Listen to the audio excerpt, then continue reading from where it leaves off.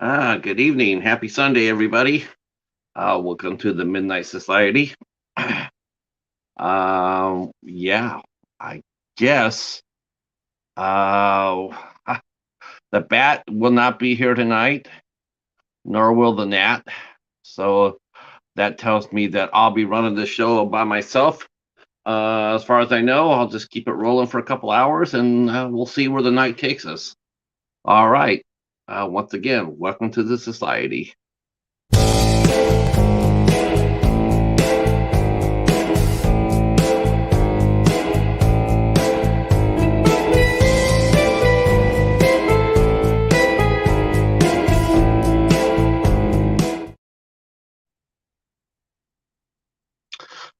Well, so here's the deal for the show tonight. I was actually supposed to, JT was actually supposed to host it, and then he said he fell underneath the weather. But he did not let me know until like literally 20 minutes before showtime. So I had nothing at all prepared at all, because whoever hosts the show generally comes up with the topic. That's how we do it. So because I didn't know until 20 minutes before the show, I have nothing planned, nothing prepared. Uh, Next week and Christmas I do, uh, but not tonight. So tonight will probably just be a round table. Whoever finds their way here to the show will probably just throw you guys up all on panel and all that good jazz. So we'll see. Um, yeah, the title of the show I put on there is a movie that I watched on Tubi today, um, called Dreamscape, which came out in 1984. Uh, it is one of my guilty pleasures. I love that movie. I think it's a sensational film. It's a lot of fun, and it is a movie I would love to see remade today. With the technology they have today, I think it would be just an absolute hoot, and definitely a um, franchise tentpole type of movie. I mean, you could go so many different places with it. But uh, yeah, so I watched that today. I haven't seen it for a minute, so it came out on Tubi, and wow, I did not realize that. I thought that movie came out in the '90s for some reason, but that thing came out in 1984. 84, man, that's crazy. Uh, so it is almost 40 years old, but actually, other than the score, but then again, that's part of the charm. But other than the score, it holds up really, really well. It does. It holds up really well. It's exciting. The science, and the science fiction is tight. There's horror elements into it. Some great effects, including some stop motion um, involved. The cast is absolutely stellar. Crazy good cast. Young Dennis Quaid, Kate Capshaw. Almost said Jessica. That's her daughter. Kate Capshaw, Max Van Sydow, uh, and Christopher Plummer in a rare bad guy role. Had not seen him do a bad guy role, uh, because up to that point, the only movie I knew about Christopher Plummer was in was The Sound of Music. So it was the first time I actually seen Christopher Plummer in a bad guy role, and wow, super creepy. Uh, David Patrick Kelly was in it as the main heavy, um, and crazy as hell as always. Uh, no one plays crazy like David Patrick Kelly. Nobody does. He's very good at it. Um, and he's still around too. A lot of these actors, I looked around, and they're still kicking it. Hey, there's there's Jamie and Katie,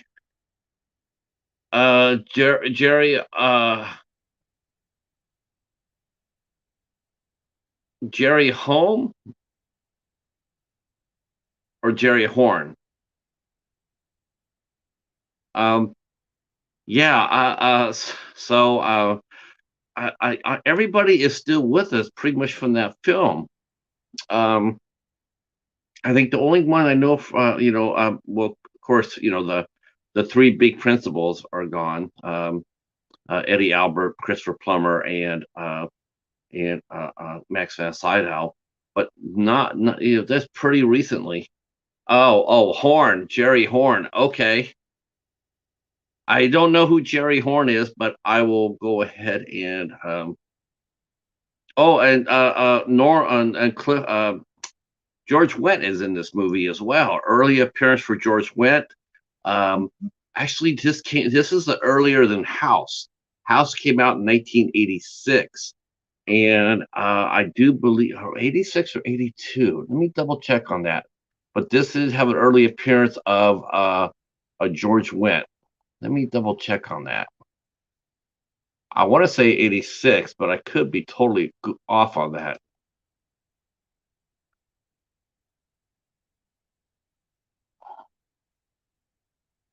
Let's see.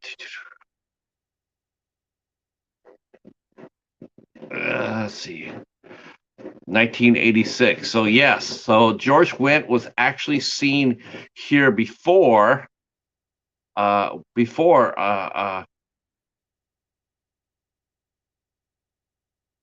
he was on House. Yeah, I love Dreamscape. I think that's like I said, I think that's a movie that should be remade. If they did a movie like that, if they did a reboot of that, it would be very exciting. Hey Drew, how are you? How are you? Glad you guys are all here. This is I have no idea what I'm doing. I'm flying by the seat of my pants tonight. The Nat was supposed to host the show, and unfortunately he came up ill. But I did not know that until 20 minutes before 8. So I have nothing planned for tonight. Um, I might do something fun later on once there's more people here. Jerry Horn. Okay, I gotta see who that is. Dennis. I don't think Dennis Quaid wasn't in. Was Dennis Quaid in Twin Peaks? I don't remember that.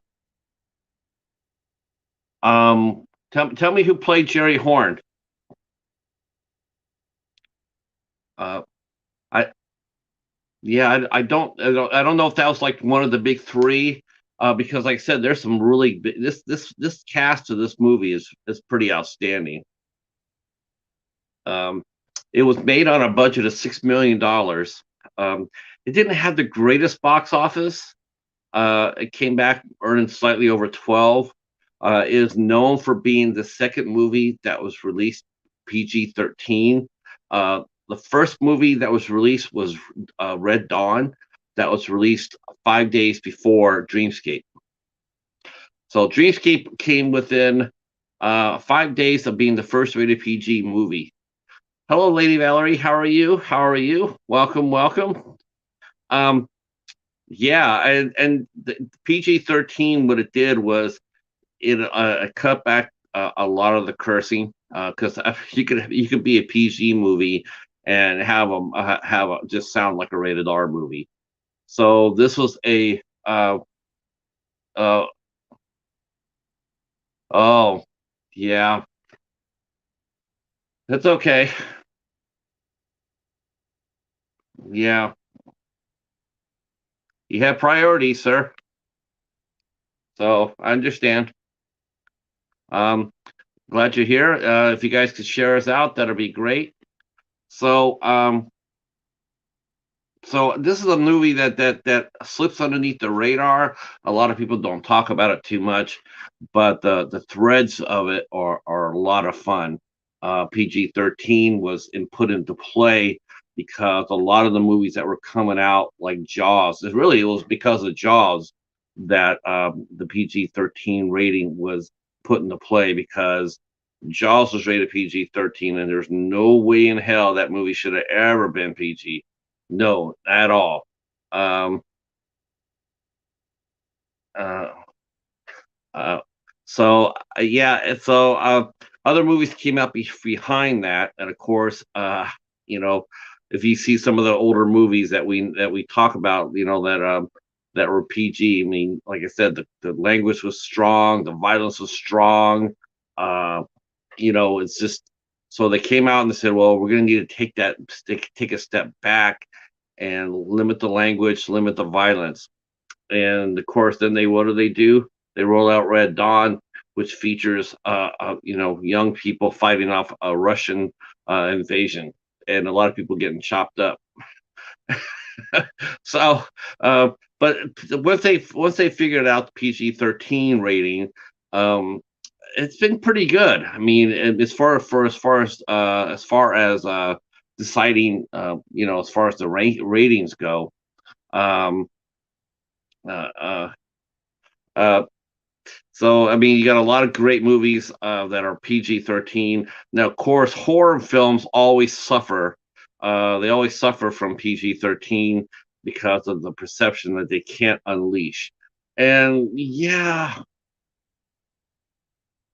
uh, no, you're right. I'll take it. I got it. Just share us out though if you can. Hey, Anthony, how are you, sir? How are you? Glad you guys are all here. Hey, aloha. How are you? Thank you for showing. Um, so I absolutely I mean, I know everybody has their guilty pleasures. I guess so we can make this into that kind of chat. Is that hey, holy crow, Dave, what's up? Genome in the house. Nice, nice. Had a lot of fun over at Genome's channel Friday. Always a good time, super fun. Please feel free to connect with each other as much as you want to.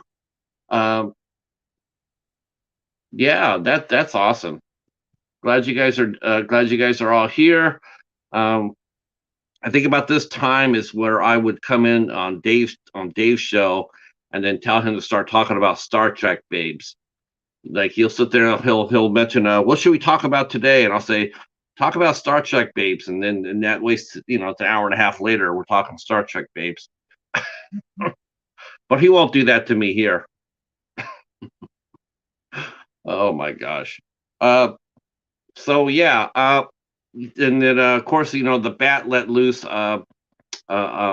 said that there were some new Tubi movies, and that's how I found that Dreamscape was playing because it was over there. I didn't know that it was.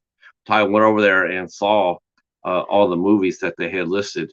Holy crow, they have listed a ton of movies there. Um, yeah, all right. James Cameron movies. Well, that's a good one. Um, I guess for me, it probably would be Terminator 2 would be my favorite of his. I would say the Terminator, then Avatar, just off the top of my head. Next week, Avatar: The Way of Water premieres. It is poised to do stupid business. Um, uh, that's exciting. I was really wondering how it would happen. What the reception would be like for this movie because when you do sequels like so far apart, a lot of the interest sort of dies out. And it's only been one movie; it's not even been a franchise. And lo and behold, that everybody is very excited to see it. Early word of mouth says that it's outstanding. Um, I thought the first Avatar was sensational. Um, the story might have been just a wee bit pedestrian, but everything else is sensational.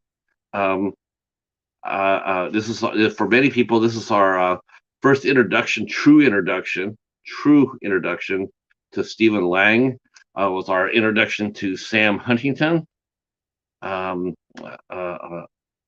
was it Huntington or Harrington? One of the two. Worthington. I think maybe it was Avatar. Um, and of course, another great role on that we had. There's a lot of good people in that movie. Uh, man, it's hard to believe that it's been 13 years since the first one came out. So, yeah, how about that?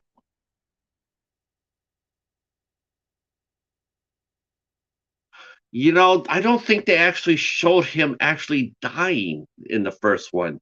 That's the thing. It's so, yes, he was awesome in Tombstone, playing Ike Planton, who was a real villain, a real outlaw. Yeah, he was sensational on that.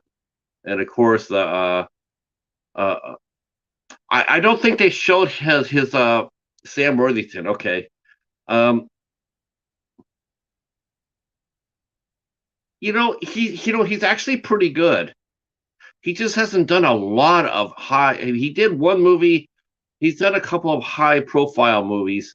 Uh, One he did called The Man on the Ledge, which was pretty decent, pretty suspenseful. Um,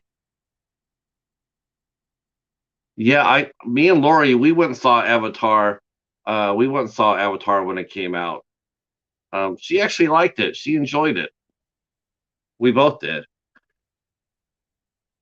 No, you know what? I think that as far as that sequel goes, I think we're gonna see. I think a lot. I think that trailer is cut deliberately, Kevin, for that, because they want to bring back familiarity to people who've already seen the movie.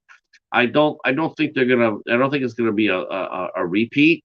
I think they just want to. They wanted to see you. They want people to see something familiar, and they just released it on network TV for the first time. For the first time, it came on free TV. It aired on Fox. So that was something I did not know either. I thought that had been played on TV quite a bit, but no, they just did the first network showing. So James Cameron has really, and actually now that I think about it, I don't really remember seeing it on a lot of streaming, especially the last 2 or 3 years. And I think that was on purpose to drum up the interest. I know they re-released the first one in theaters, for that as part of their publicity. I didn't think that did all that well because people have already. I mean, a lot of people have already seen it. It did okay. It made like a couple of $1 million being re-released. That's not bad for a 13-year-old movie. So, of course, Avatar is going to be. It's going to be, it's going to be exciting.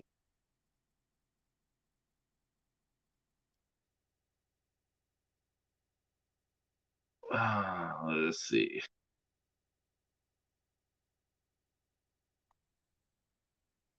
Let's bring up the new movie up here. I really hadn't kept up with the casting of the movie. Uh, that's the only thing I knew is the original two were coming back for sure. Uh, I know Sam Worthington coming back, Zoe Saldana was coming back, but I didn't see who else is coming back. Now I'm looking. Okay. Well, it says here Sigourney Weaver is back. How could she? Okay, I knew her. I know she died. Stephen Lang is coming back. Kate Winslet's in the movie. Let's see. Cliff Curtis is in it. Joel David Moore, who played Jake's best friend. He's in it. He returns. That's great. Um, CCH Pounder is in it. Okay. God, she should have. Okay. Edie Falco from The Sopranos and Nurse Jackie is in it, and the rest of the cast doesn't look like anybody I really know. So it is a young cast, but there's some faces still involved in it. But it's a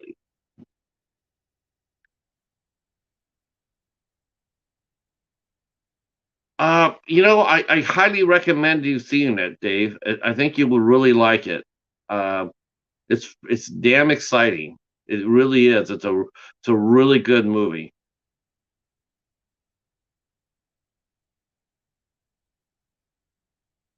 Yeah, yeah, it's a good cast for the second movie, just like it was for the first movie. Yeah, I highly recommend watching the first Avatar. I have not seen it for a little bit myself, but I have seen it several times, and it's really good. It's actually of all the performances that Michelle Rodriguez has done, that is my favorite role of hers. Is as a she played in an Avatar. She played the fighter pilot. She was badass in that movie. I was bummed out. I was hoping she was going to survive. Well, hell, the way they're bringing back some of the old cast, she still might have. Might be hard to kill people on Pandora. Uh, but this is definitely going to be rocking and rolling for the holiday season. It's definitely going to be the movie of the season. It's going to be. I mean, the box office is already stupid. Um, Well, I think if part of it might be to flashbacks and holograms might be just to bring back a little bit of to bring us up to speed. Um, yeah, you know what? That really bumps me out too. And I'll tell you what, I like Olivia Davis fine, or Viola Davis fine. I like her fine, but CCH Pounder is on my Amanda Waller. And I don't know why she didn't get to have the role. I really truly don't. She has such an amazing voice, and she's a badass. CCH Pounder is a badass. Let me tell you. Wow. Uh, hey, there she is. How you doing, Cassie? I think it has a chance to be the box office movie of the year for sure.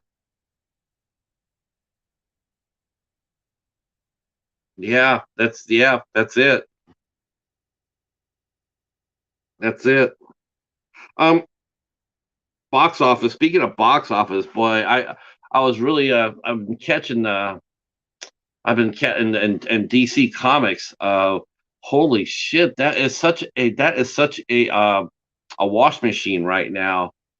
Um, t- I truly I am truly confused by what they're doing over at Warner Brothers Discovery.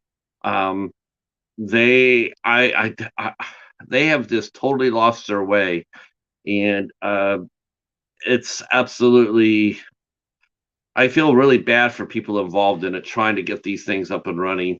It makes you appreciate Marvel a lot more in a lot of ways, and Disney a lot of ways too, because they they have people complain about the cookie cutterness of a lot of their projects, and I'm a little bit one of them.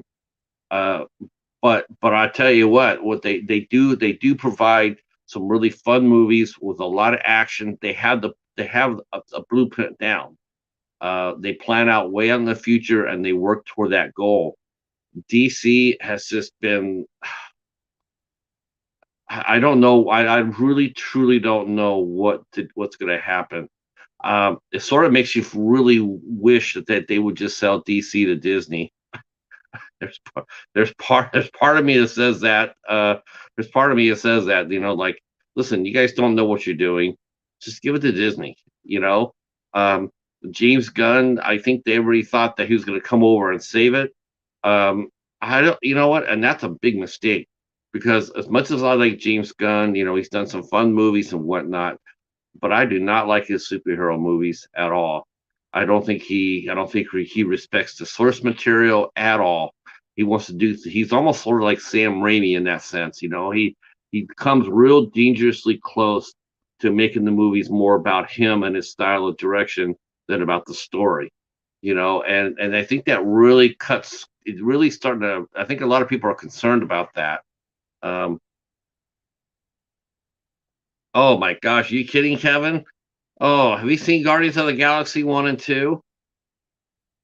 Holy crow. Um, yes, time for the DC. Yeah, DC. You know what it is? They need to, well, she retired, but they needed to put the people who ran the animation. for DC.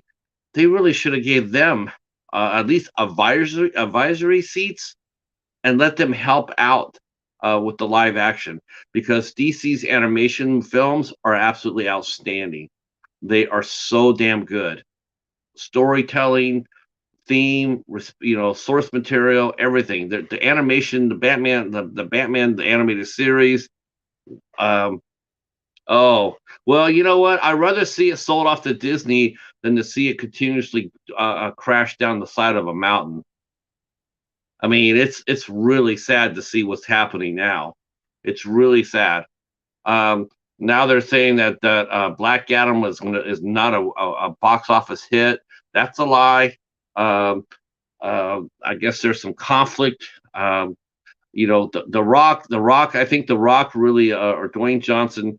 I think he really overstepped in one respect that he thought that Black Adam was. He wants to go. He wants the DC movies to go through Black Adam, and that's not going to happen. That would never would happen.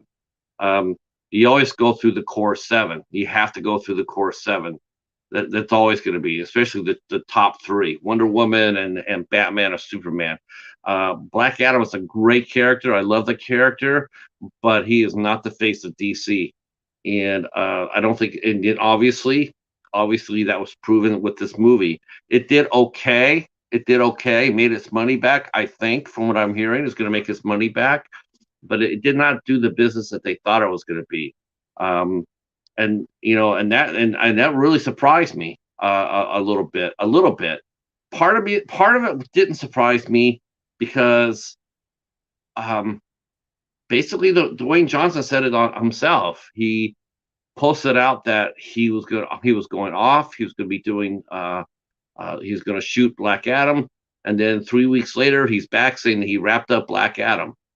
And to me, that's just like spelled disaster because that tells me that it's all going to be all CGI, all green screen, and I think that's a mistake. Um, let's see. Raimi was always very hard on his cast.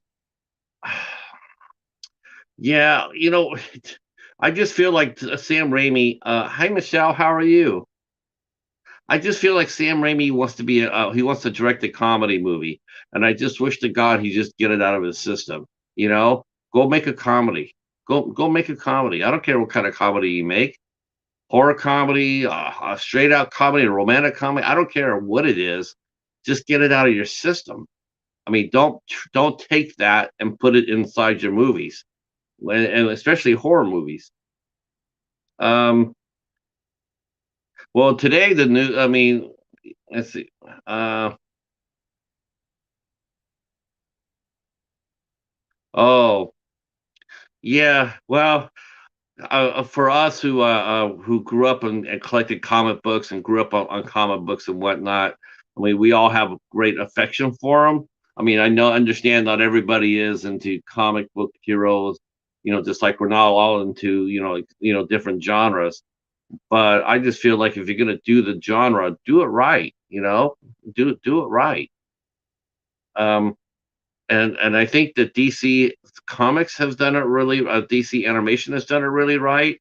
And for the constraints of television, I think that they also did okay. As far as I'm concerned, I had no problem at all with the Arrowverse. I know a lot of people really did not like the Arrowverse, especially the longer it went on, because it was defanged. It was aimed toward more young teens. Um, and it may have, but what I've seen, it was still pretty damn exciting. I didn't see anything. I saw some of the dialogue was a little cringy, but as far as the action goes and the ambition goes, and I thought they did all right. I thought they certainly did better than their movies.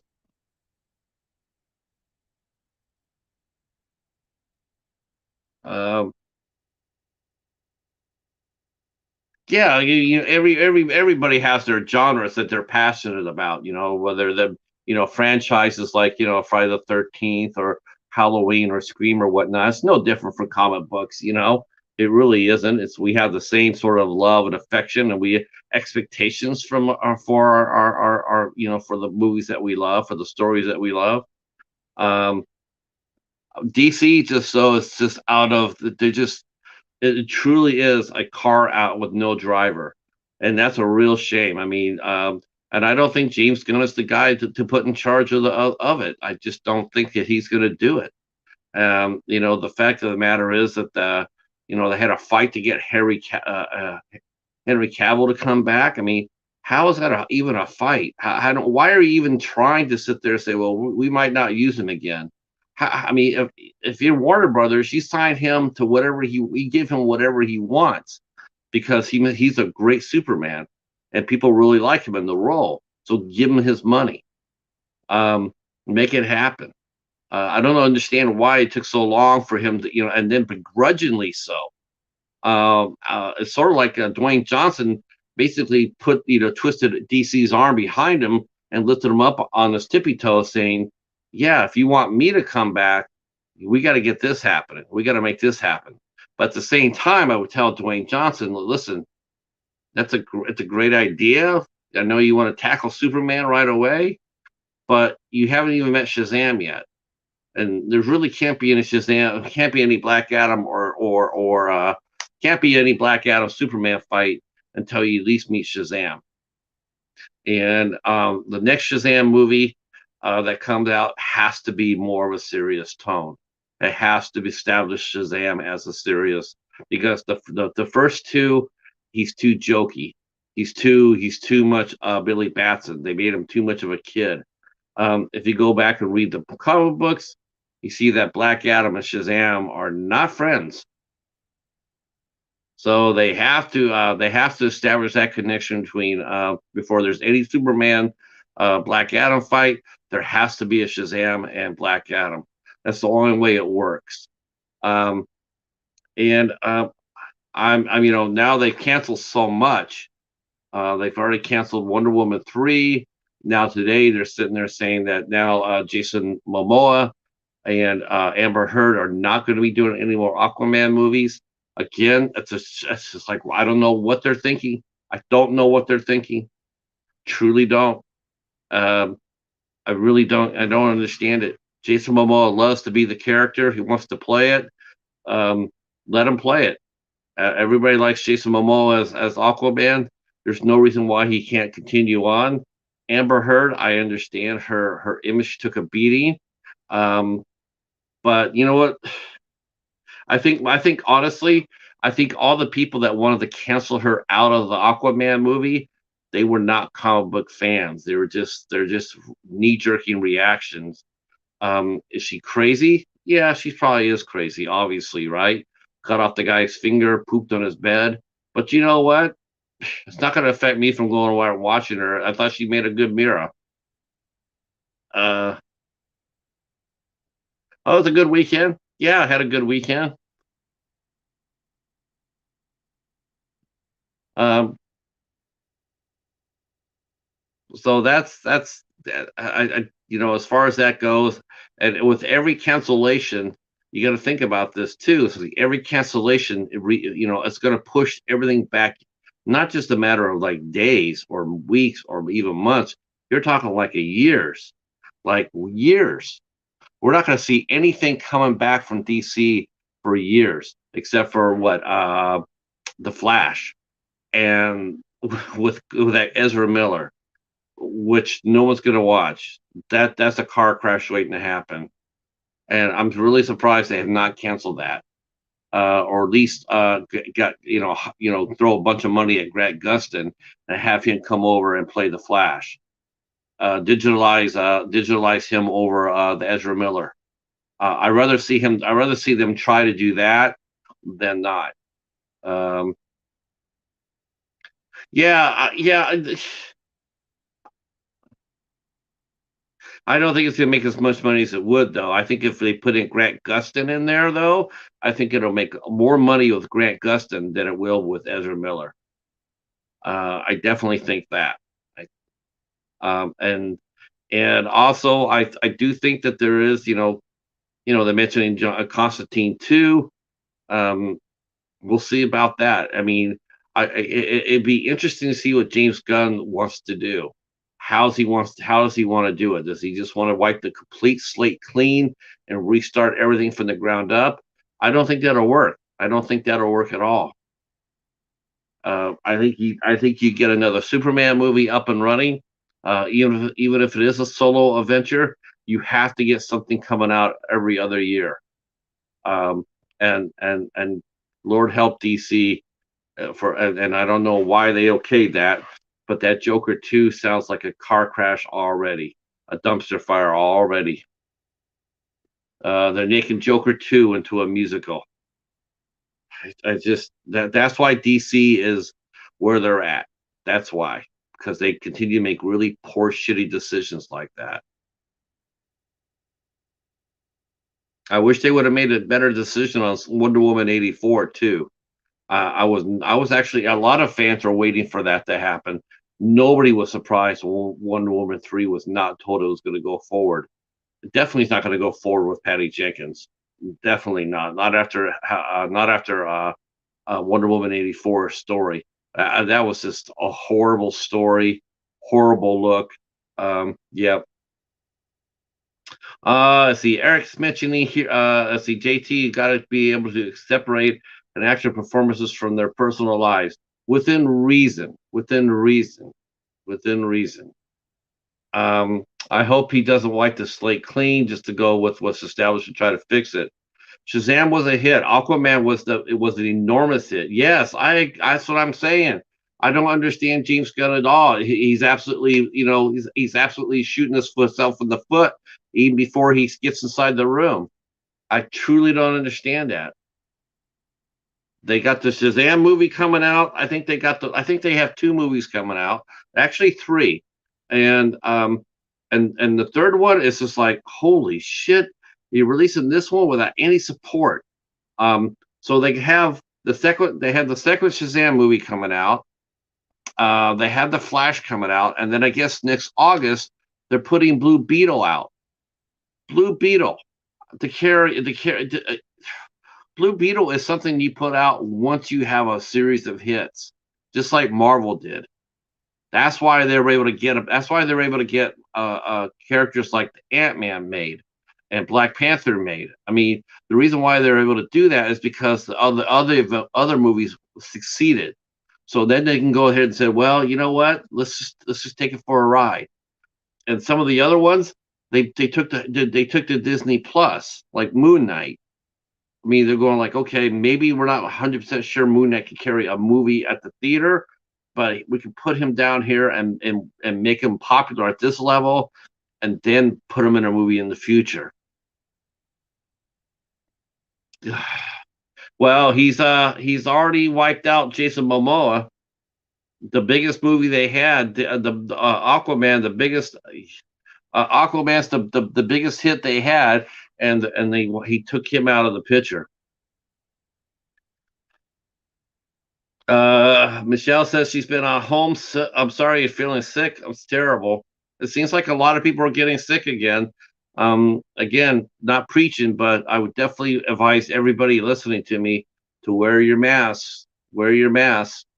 Don't take it for granted that your vaccines are stopping everything, because obviously they're not.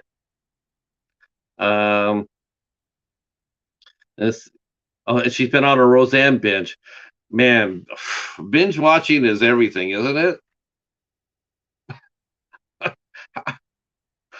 Binge. I love the binge watch.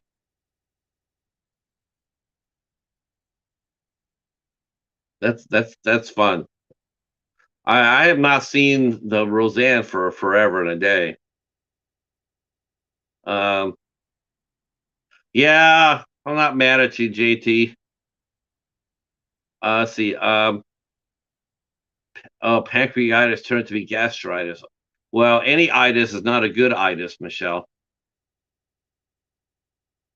Oh, you too? Huh? I know, I know. Well, thanks to you, Katie, I got to binge watch the Veil trilogy, so I was really happy about that.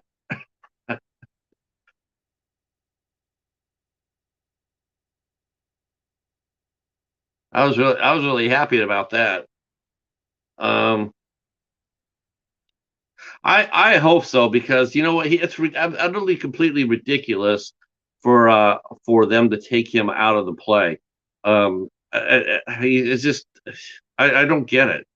I as far as Wonder Woman 3 goes, I mean I totally I don't mind them not going forward with Patty Jenkins. I thought she did fine with the first movie. The second movie was like, holy shit, what were you thinking? But I think that they keep Gal Gadot and just find another writer director. There are plenty out there. Let them have their crack at it. Um, yeah, Gunn. I think Gunn is just overwhelmed. I honestly, I really truly do. I think he is overwhelmed. I don't think I don't think there's any direction with DC with the Warner Brothers Discovery. There's nobody driving the ship. And you know, I don't know what he can or can't do. Does he have the authority to green light films or not? That's probably right there. Then that's everything. It's like, okay, you're allowed to make two movies a year. Between 1 to 120, and then 100 to 120 million dollars. Start small. So try to get it back a little bit.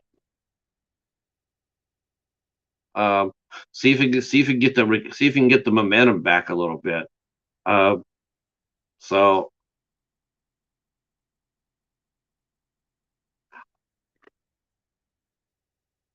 let's see. I still have not. I know everybody's talking about the end of the year. How long is he's had it for? I think he's been there for 3 months now. I think he's been there 3 months. Not very long, obviously, but long enough to cancel things. So did anybody see Black Adam? Did anybody see it? I mean, did it look okay? I'm sure they're very happy to get Keanu Reeves to come back as Constantine, but his schedule being what it is, he said he'd do Constantine, but who knows, right? I mean, I already hear that. Yeah, that's his last hurrah, the Guardians, and I know that they're finally introducing Adam Warlock in Guardians 3. Yeah, I couldn't understand why people were talking shit about that. I thought it made money too, and it's going to make a lot more money when it gets home released. People will be going out there and buying that. So, I mean, Black Adam's going to make his coin definitely. But I tell you one thing they wanted to do, and this is something that Dwayne Johnson's going to have to think about this moving forward. He wants, the DC. I think they've seen their movies. They want to be a little bit more edgy, so they want to do a little. They want to do more rated R content. And Dwayne Johnson is sitting there going, like, "Yeah, it's gonna be so badass." Well, it's PG-13, and you can't compete with Marvel, who's putting out Deadpool or Wolverine at rated R. You're not going to be able to compete with that. So you're gonna have to decide what's more important, to be a little bit more edgier past your audience, or you just want to stay nice and safe in your little bubble. I can't do that because I have too many kids watching me. I mean, you gonna be an actor, or are you just gonna be just a name? Well, I personally am a DC fan. I am a DC fan as much as I am Marvel. I think that DC's TV and animation units have run circles around Marvel as far as I'm concerned. Um, I have not seen, because Disney has not put them out. But as far as home market goes, but so far everything I've seen from DC as far as their TV shows has been great. I'm a fan of Pennyworth, big fan of Titans, big fan of Doom Patrol. Those are all edgier, rated R type series, and they're all sensational. Highly recommend it, especially Pennyworth. Did not expect anything from Pennyworth, but it was awesome. It was awesome. The first season was great. It's an Elseworld story. It's not the true story of Alfred, but it's an Elseworld story, and it is sensational. Highly recommend that.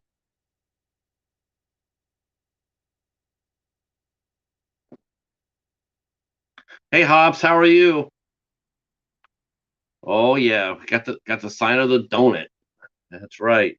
That's the calling card of the Midnight Society is a donut. If you see a donut, it means that the Midnight Society is in the house. I think Michelle should come in with a stethoscope. Uh, so yeah. How many people actually collected? How many people actually collected the DC stuff? How many people have actually collected? If it wasn't so freaking huge, I would show you the DC stuff I have, but it's stupid.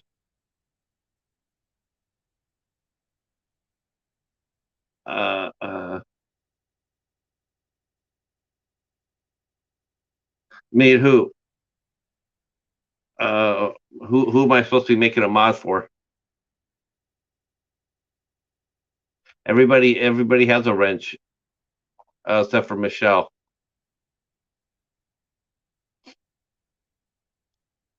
I'm not sure if Michelle wants a wrench.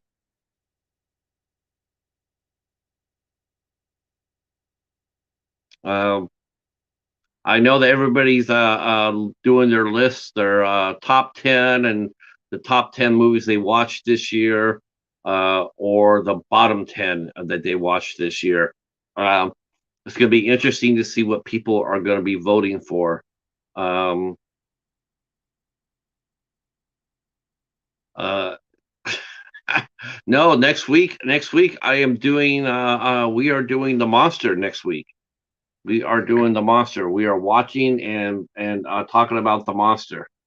That'll happen next week. We will be having the usual suspects with us. We'll have the cat, the bat, the gnat. Plus, we're inviting Monty G and Mike from American Werewolf, New Jersey, will be here with us, and Sledgehammer Horror will come out there and crush it with us as well. So that we are doing a big collaboration next week with some sensational channels. And then on the January 15th, I can't announce this now. We can't announce this January 15th. We are doing a big collaboration. We will be talking about The Strangers, the two movies, The Strangers. First, we're covering The Strangers here on my channel here, and we'll be hosting uh, Gory B Movie and Danny Nightmare, along with John Grande from the Grande's Graveyard. And then at 10 p.m. on the 15th, we're all going over to Gory's show, the Horror Hangout, to cover The Strangers, Pray at Night. So, and we will all be tracking over there as well. We're going to be talking about The Strangers all night long. Um, and we can do this because there's only two movies in the series. But yeah, we're gonna try to be ambitious here, try to do something big.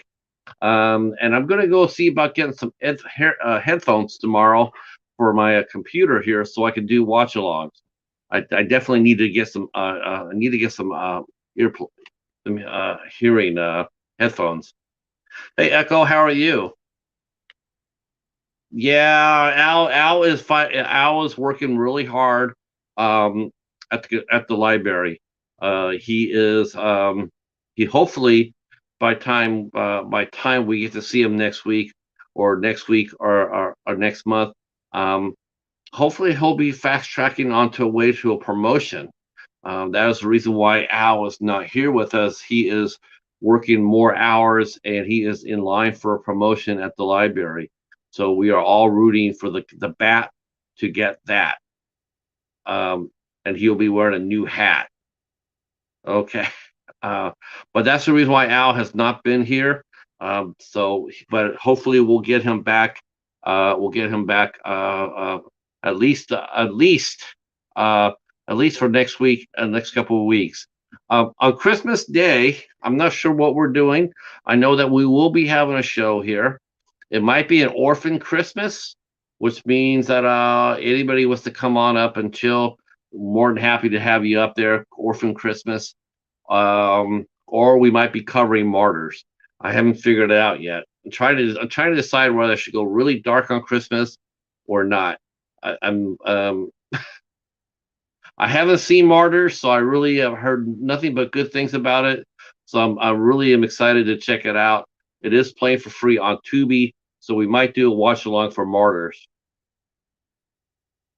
Uh, yeah, yeah. So that'll be a Merry Christmas. That's for sure.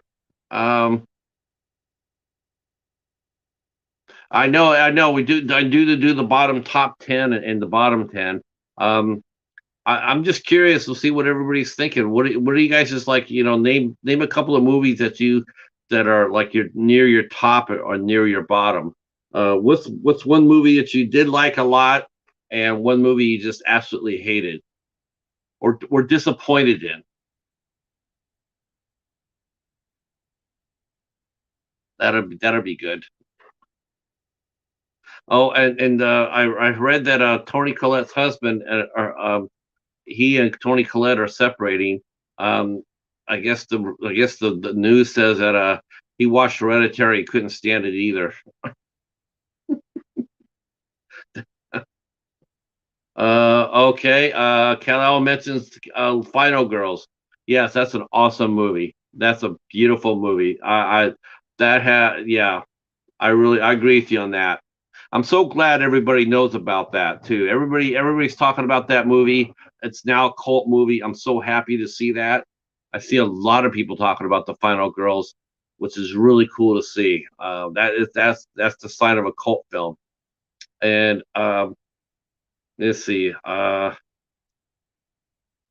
course, everybody was disappointed with Halloween Kills. I think Halloween Kills will be a lot of people's bottom 10 list. Um, JT's doing X and Pearl, best of the year. Okay, there's that. Uh, Halloween Ends and Jeepers Creepers Reborn were abysmal. Yeah. You know what? I do think that those two will be. Yeah, those two will definitely be on the bottom. A lot of people's bottom tens, more so than on the top tens. Um, you know what? I think X and Pearl are gonna. Cal, you are my kind of movie watcher. See, you are my kind of movie watcher because that's the thing I love that pick. See, I don't watch everything all year of the release. I don't get to see every movie that's been released this year. So I just watch what I watch, no matter what the year, and then I vote that way. So I like that. Um, I think X and Pearl. I think we're going to see a lot of people not mentioning them being number one. I think we're going to get a lot of people voting for the Black Phone, and I think a lot of people are going to be voting for Smile, and I think a lot of people are going to be voting for Barbarian. Barbarian seems to be the one that people are really into. Barbarian and Smile and the Black Phone. Black Phone's box office was crazy good. Violent Night, just on its first weekend, already got okay for a sequel. It already got tapped for a sequel. So that's pretty good. And see, Hobbs is mentioning you won't be prepared for Martyrs. Sure, I will. I'll be ready for that. Remember, there's nothing out there that can really scare me.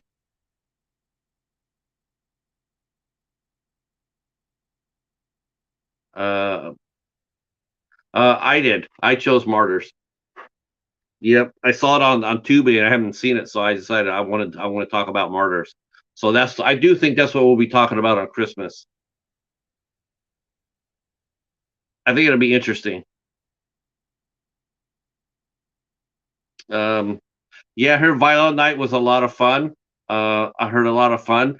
Um, what's really cool about that, and this is, I got to give David Harbour a lot of credit. I mean, a lot of credit is is that he did the Hellboy remake. Just the one where the producers just basically said, fuck Del Toro, Guillermo del Toro, and fuck Ron Perlman. We're gonna make our own thing, and they went ahead and they made Hellboy, and it crashed and burned. Nobody wanted to see it.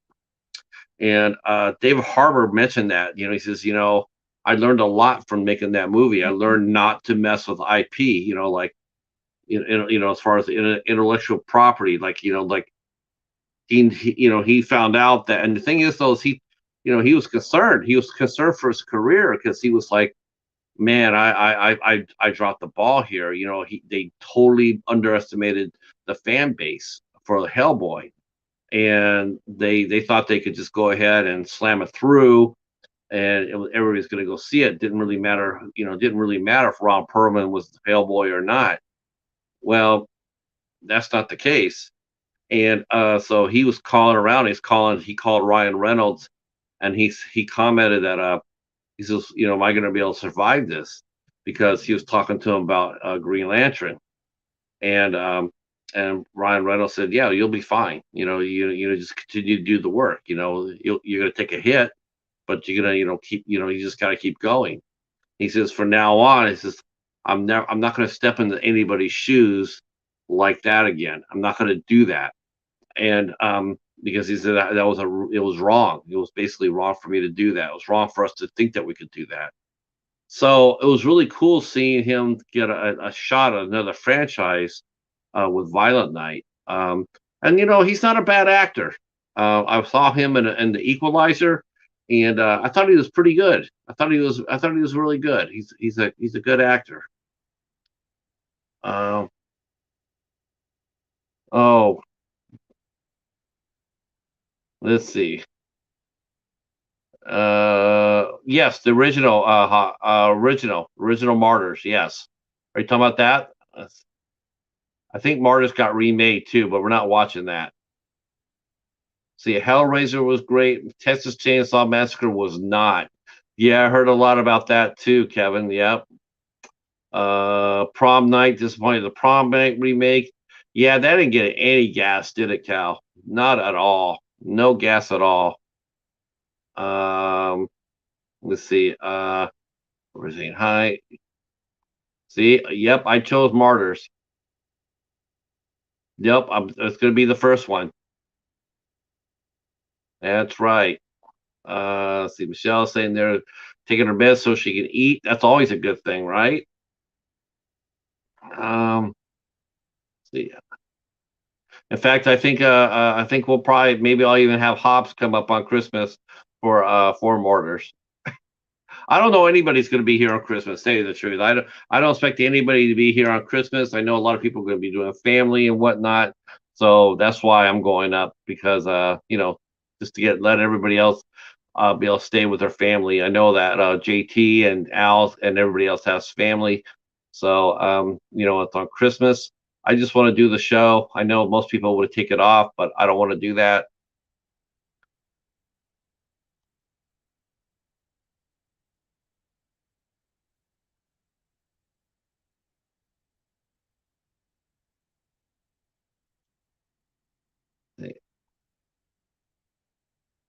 Let's see.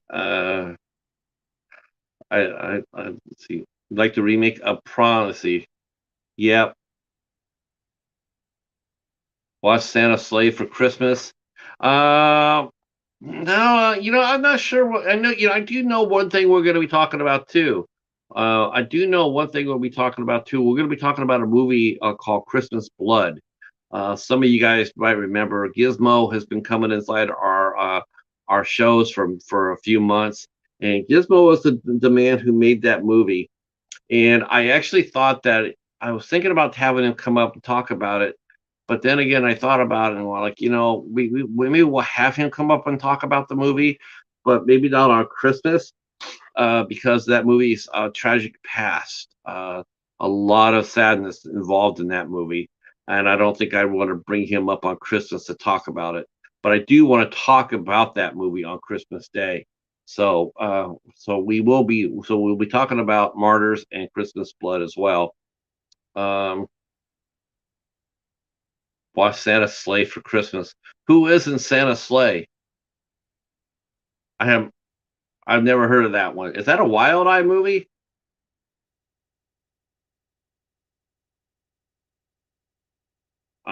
The Beast Within. Yeah, if we can find it, if we can find a copy of that. I know The Beast Within is Sadie Katz's new movie, and she is so hyped about that. She is so excited about The Beast Within, and everybody is as well. It's sounding more and more like this is going to be Sadie's best movie that she's done yet, and so she's really excited. Now that's including Wrong Turn 6 that she starred in, and she did a nice job in too. And so she's really excited about that. Uh,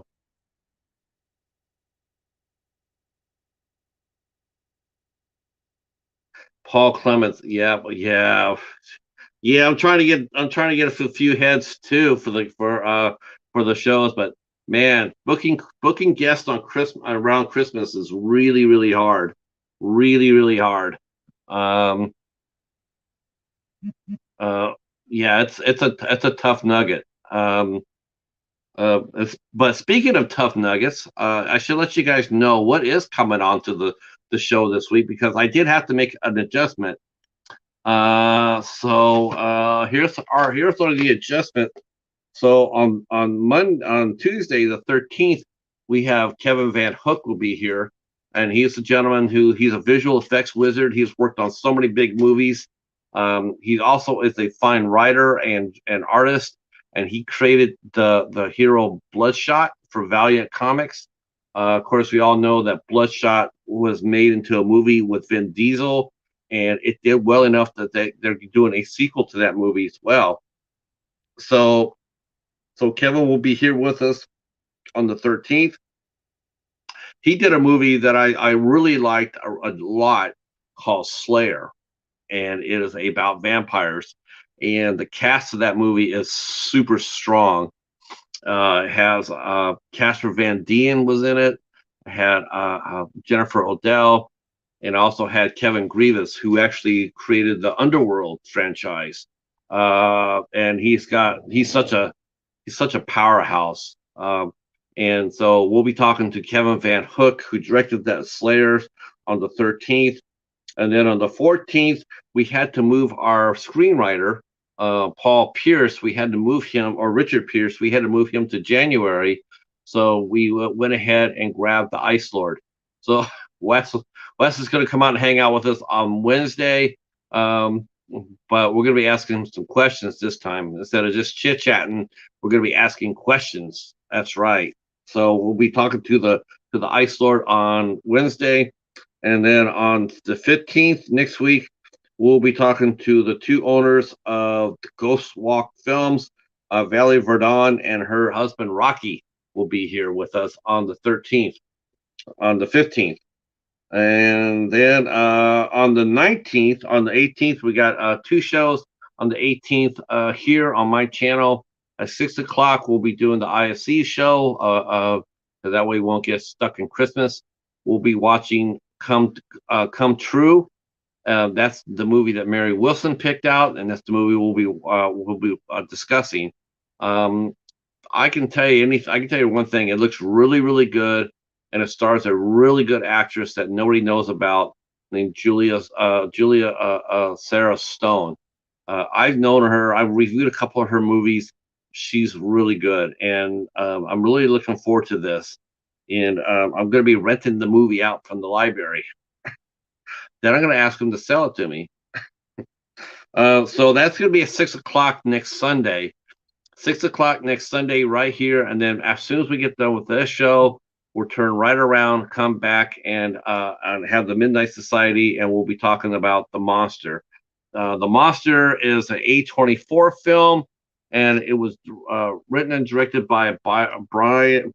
see, Brian Bertino, who ended up doing not only did he do the monster, but he also did the Dark and the Wicked.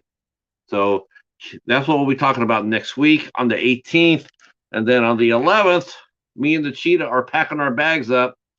That's right, we're packing our bags up. We're heading over to Gorfo's channel for to watch Black Christmas '74. So yeah, I'm gonna be really excited about that. That'll be a first time watch for me. I haven't. Well, I'll watch it before I see Agoraphobe, but it's gonna be the first time when I watch it. It'll be the first time for me. Um, yeah, the monster's gonna be great. The monster's gonna be a really good movie. Um, uh, and so we'll be talking with Goraphobe, and I'm looking forward to that too. He's got his watch alongs going along really good. It'll be 11 o'clock start time, so some of you guys might be coming in to watch replays. So yep. Oh, I'm only gonna be doing a pair of shows per week for Christmas. Yeah, because like I said, Christmas is a hard time to get people to come out to watch things and to do interviews. Um, I don't know what else is going on as far as the community goes. I guess I should have been poking around a little bit more. I know that I saw that Vast Man was talking about horror in 79, 78, and they were talking about B movies, like buzz bee, like bees, like honeybees, that sort of thing. Um, yeah, Wes is he's gonna be a great guest. He'll be a great guest. All right. Well, it looks like I managed to chase away just about everybody. I got one watching, so that'll be interesting. Somebody must have went live. Everybody disappeared, so everybody went. There must be another stream going on. That happens. Like I said, I didn't have anything planned for tonight, so I'm a little bit, flying by the seat of my pants. That's always tough. Uh, so that's no fun. I don't like that, but it is what it is.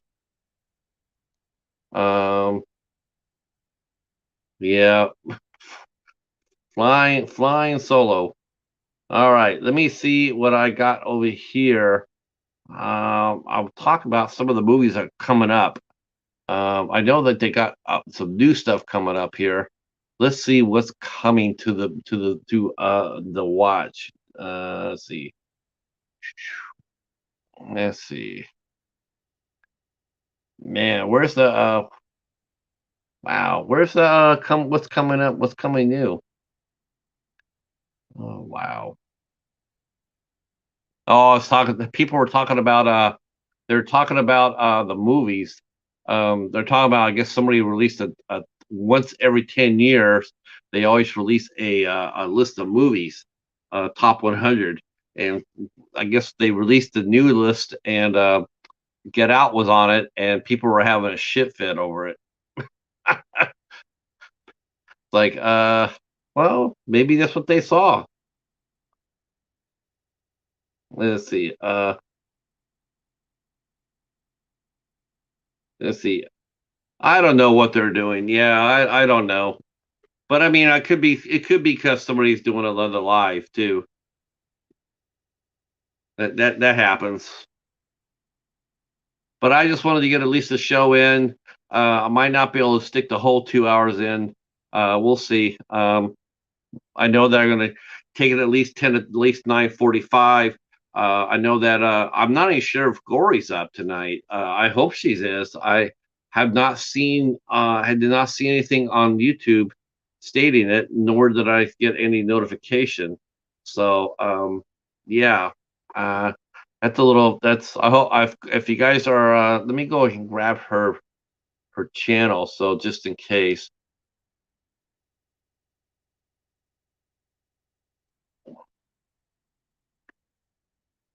All right, let me just go grab Gory B movie here.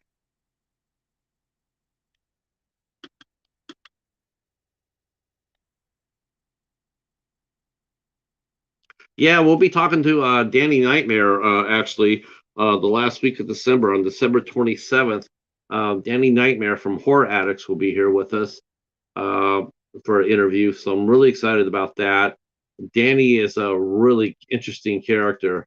Um, Tremendous husband, horror fan extraordinaire. He rooted for old dude vampire to win the battle royale.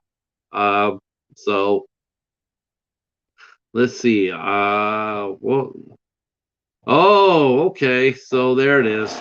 Now we know why we'd have nobody here because everybody went over to Jim's channel.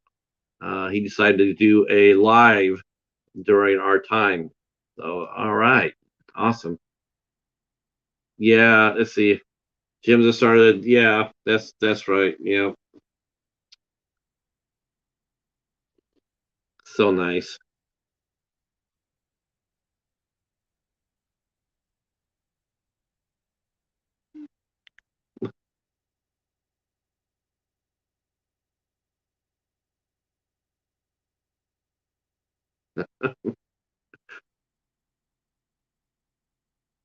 Yeah, everybody. I'm sure everybody. Yeah. He must. You know what though? He must have to go on tonight though, because instead of Monday night, because I'm sure he's working tomorrow. I'm sure of that. So this might be Jim's only chance to go up. So I totally understand it.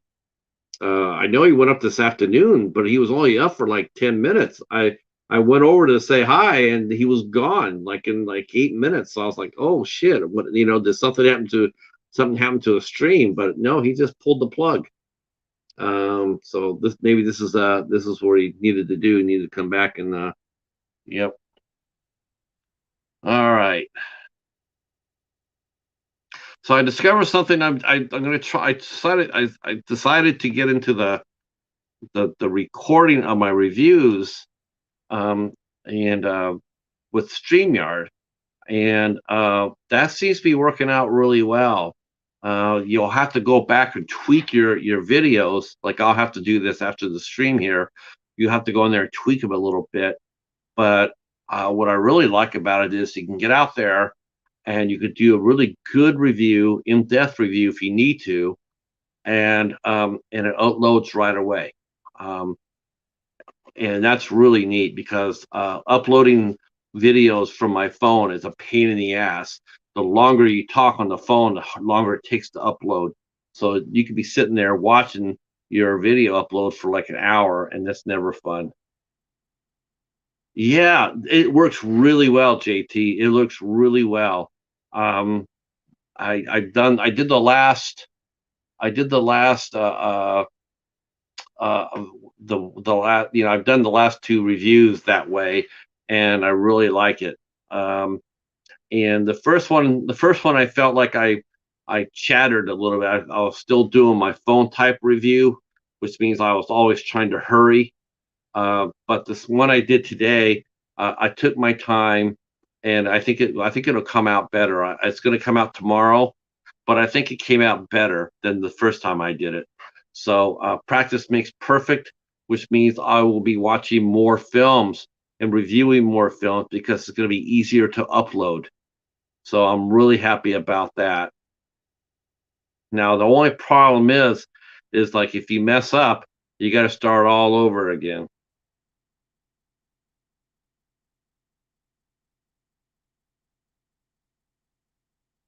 Oh my gosh. I stutter way too much. I don't use any editing. I don't do any edits. It's just raw. It's just what it is what it is. And I don't have do the editing part. I know that Katie's still working on her channel as far as her intros go. I think she got some help with it, so I looked at her intros and it looks a lot better. So I'm thinking I'm going to go ahead and see if I can do that with her, work on the intro. I'm probably going to do it for a minute. I was thinking about doing one for 40 seconds and one uh, for 2 minutes, but I think I'm just gonna do an hour. I mean, just do a 60 seconds, and I'm gonna do like movies, and I'll do half movies, and I'll do half interviews. Yeah. And speaking of interviews, I'm hoping that our good friend Michelle down here will jump back in the game next month. I know she mentioned that after Christmas is over and everything, that she was going to consider getting back doing her interview series, which is really great because Michelle's a really fine interviewer, and it would be really good to see her back doing interviews. Um, yeah, 60 seconds is about right where you need to be. Right where you need to be. Um, I think anything else after that, people will just, I think it's. I mean, I've seen some people's intros are, you know, 3 minutes, 3.5 minutes, and it's just like that is really long. Let's see. Well, her channel was Makeup Mom and Son, so that's yeah. Oh yeah, now yeah. Well,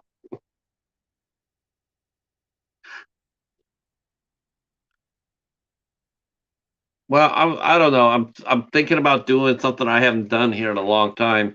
I might actually do I might do a long I might do Orphan Christmas, and I might start early for Christmas. I might start uh start early and then take it through the society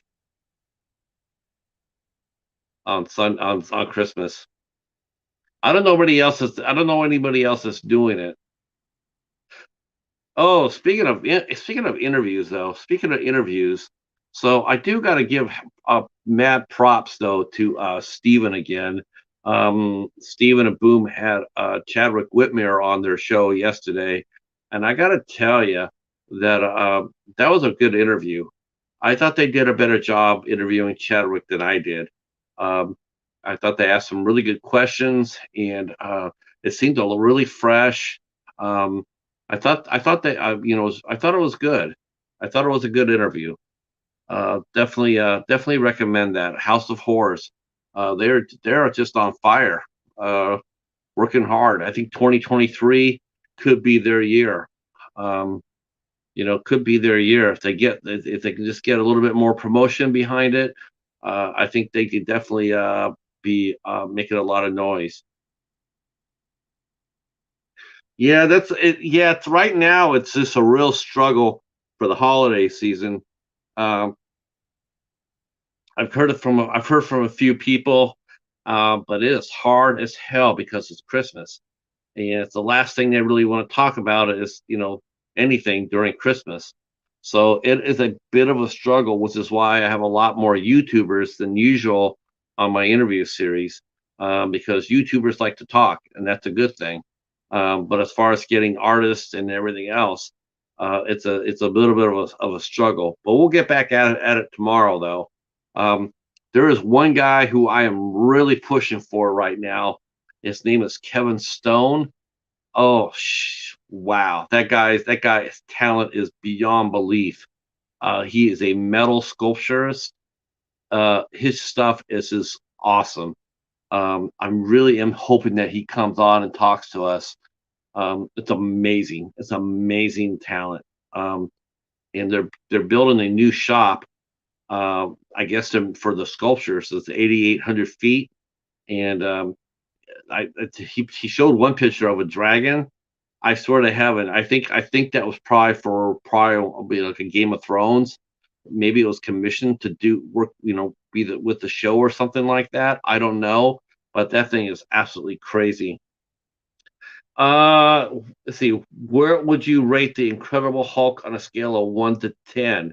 Now, which Hulk are we talking about, Drew?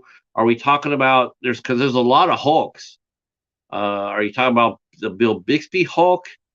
Are you talking about the Edward Norton Hulk, Eric Banya, or Mark Ruffalo? Because each one of them brings something to the party. That's Um, you know, I liked him. I liked him fine. Edward Norton. I liked him fine. Um, but he's another actor that is a suffer from the fact that he didn't know the character very well. Um, he wanted to play it a certain way. Um, and they and I think he wanted to they don't I think he wanted to make his Hulk a little different. Um, because I like Edward Norton as an actor. He's really good. I thought he did a fine job in the Hulk. I tell you who was really I was really surprised on though. I was really surprised at the gentleman who played the Abomination, and I know his name too.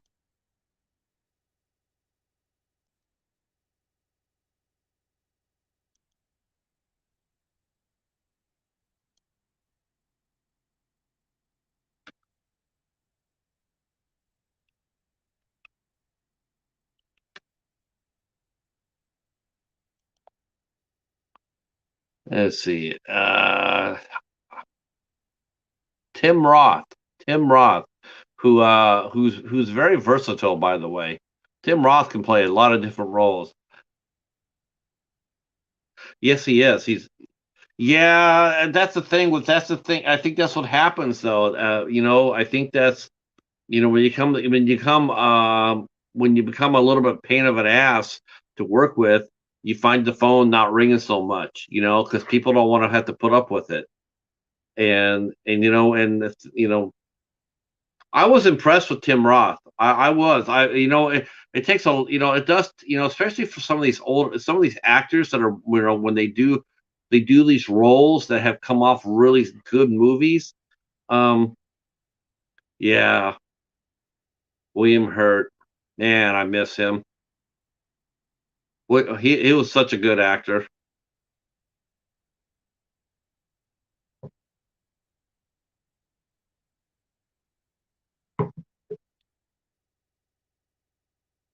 Definitely, definitely a really good actor. Yeah, but I like Mark Ruffalo. I I, I think he's fine. Eric Bana just got let down by On Lee. On Lee had no idea what he was doing.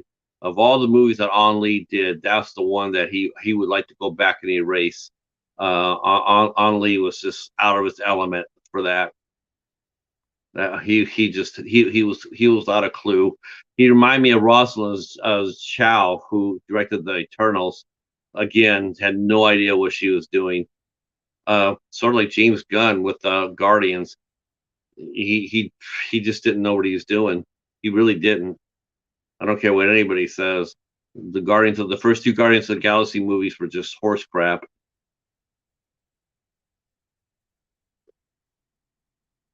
I tell you, Mark Ruffalo was really good, and he was actually pretty decent in Shutter Island. That movie wasn't that good, but he was good in it. He was good. Thoughts on the She-Hulk show? Um, I guess I don't like the idea they made it into a comedy, a half-hour comedy.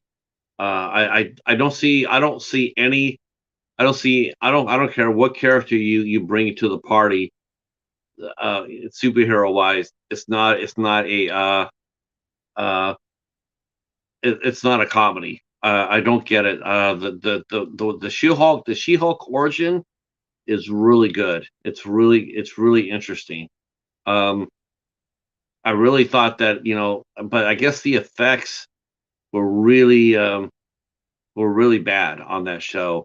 It's probably the worst effects that Disney has done on any other project. So I think that between the comedy and the bad effects, I think it really just combined just to hurt the show. And it'll be interesting to see if she gets another season, or they'll just wait until Secret Wars, Secret Invasion. They're either going to do Secret Wars or Secret Invasion. I'm not sure what they're going to do first, but That's probably when we'll see the She-Hulk again.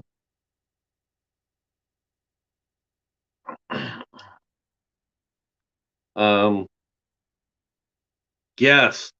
You know what? Man, now that's a movie I really am waiting for too to get okayed and to get made. Is Now You See Me 3. As long as they bring back the original cast, I like Lizzie Kaplan. She's okay. I mean, she was all right in Cloverfield, but she's no Isla Fisher, and that's who I really want to see in that. She's so cute. I love watching Isla Fisher. Is Isla Fisher? I think she's so cute. But I love those 2 movies. Now You Can See Me. I thought they were both fun, and the ending of the second one has so much possibility. I was excited, and a lot of people were really excited for the ending of the second one because, man, they looked like they were going to go into some real McCoy, and I really like to see that. Yeah, I really want to see a third one. She's, you know what, you know what, she actually saved that movie Tag. That they did an all-star cast for, including Jeremy Renner and Ed Helms. But she actually stole that movie from them all. She was so darling in that. Um, well, I think Daredevil is fine. I think what Disney needs to do, which I'm surprised, I really was hoping that Bob Iger, when he came back, I was really hoping that he would actually fix this. And I was really hoping that he would come back and say, "Hey, there's people out there that want physical releases.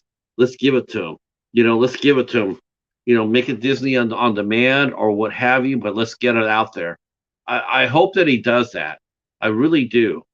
I see all these Marvel and Star Wars for the streaming services, but they're not even reaching. They're not even getting half the audience.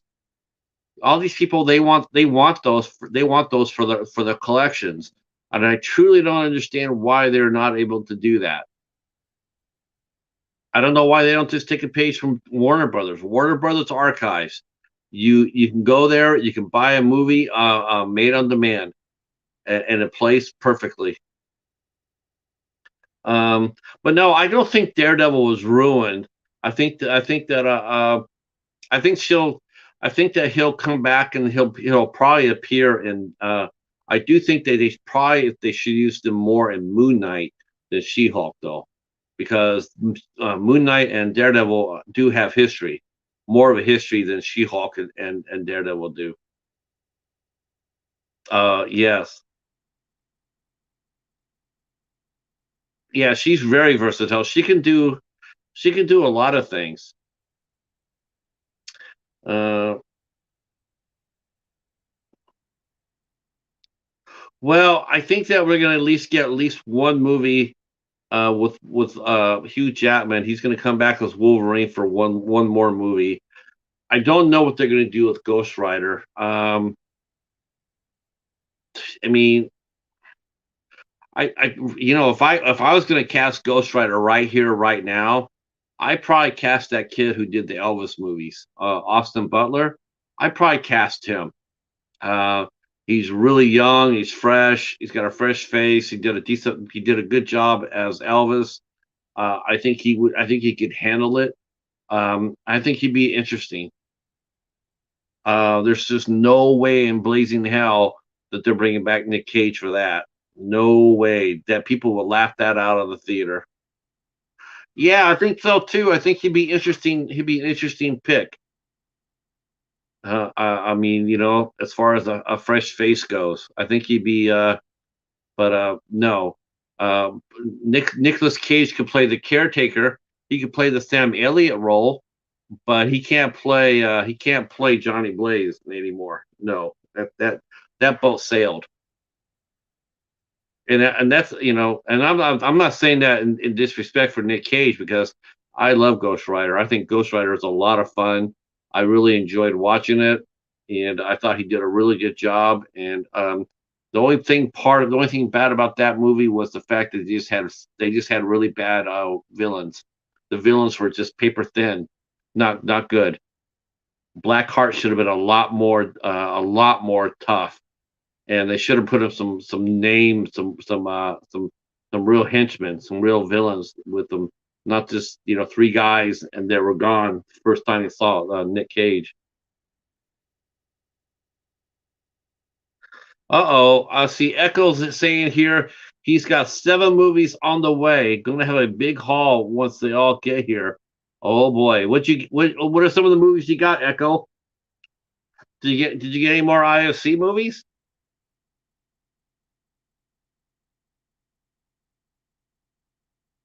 I guess I'm gonna be having some. I'm gonna be.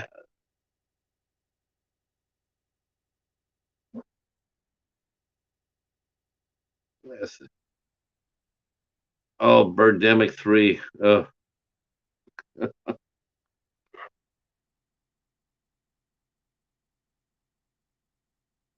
Oh wow, looks like we might make it after all. Well, we got 30 minutes to go. See if we can take this to see if we can take this to 10 o'clock and turn it over to Gory B movie. I hope she's doing a show. Hope she's doing a show. Yeah, I saw that you guys were on for almost 5 hours this morning for Birdemic. Yeah, I don't know how anybody can stay for 5 hours watching those two. That's punishment. That's for sure.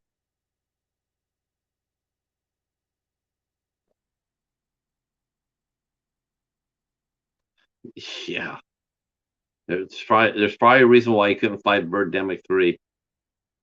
Hey Phil, how are you, sir? Um,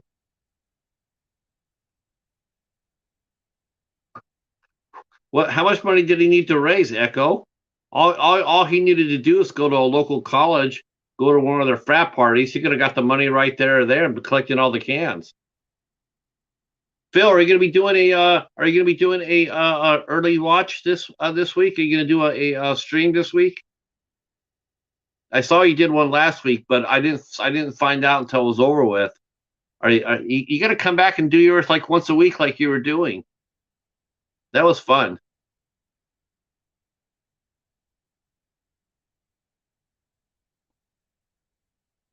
God, I could not do that. I could not do that. Double feature of Birdemic. No, just could not do that. I'd be out of my mind.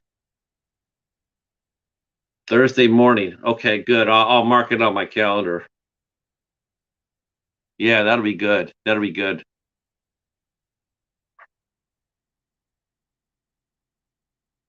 Yeah, your morning shows are your morning. I miss those morning shows. And I guess the coast to coast. I don't know if that's a regular thing anymore or not. It seems to be fading out. I'm sort of bummed out by that, honestly.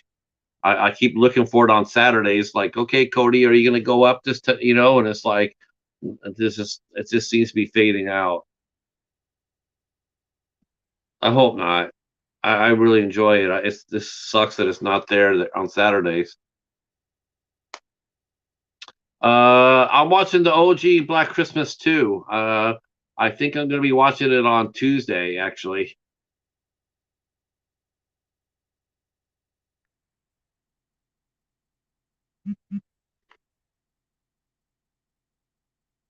Um,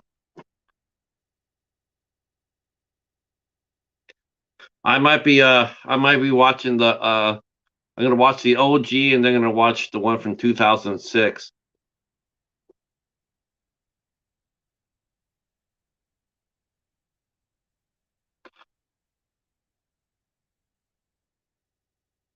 Yeah, I'm going to be coming back and I did my family film week this week, but I think I'm going to go back and get into a little harder edge stuff.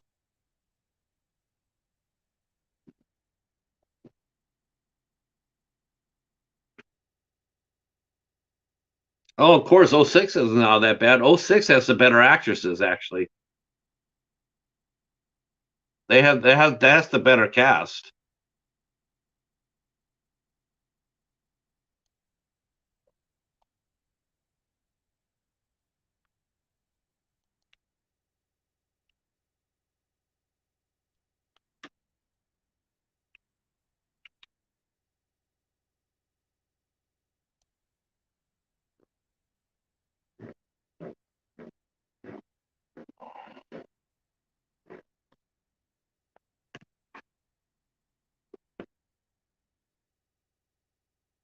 Wow. So the cast for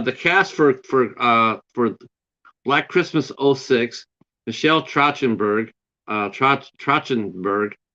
from Buffy, the lovely Mary Elizabeth Winstead, the lovely Lacey Chabert, Katie Cassidy, and again the lovely Crystal Lowell is in it. Kristen Cloak's in it. Um, Jessica Harmon. Let's see who else is in here. Um, don't know any of the male actors, but Andrea Martin's in it from SCTV. My big Oliver Hudson. He'll probably be the killer. He's the only person I know whose name I know, so that means he's going to be the killer. But come on, seriously, Michelle Trachtenberg, Mary Elizabeth Winstead, Katie Cassidy, Lacey Chabert, Crystal Lowe, and Kristen Cloak. That's Screen Queen heaven right there.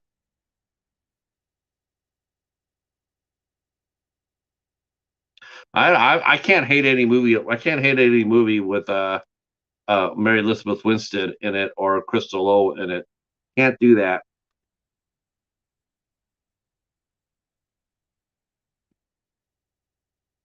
Let's see. How much do you want? Echo? That's $500 is enough for him to make his movie, hire his cast, pay for promotion, and have a crafty.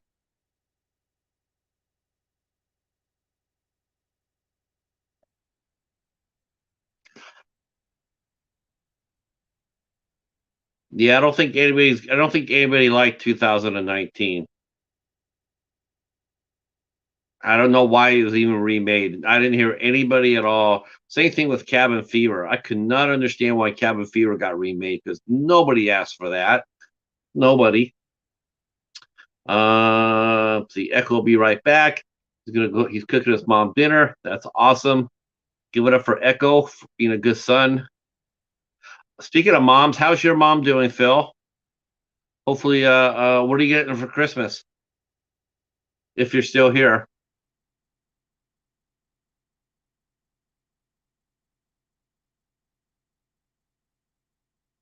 Yeah, Echo's a good egg.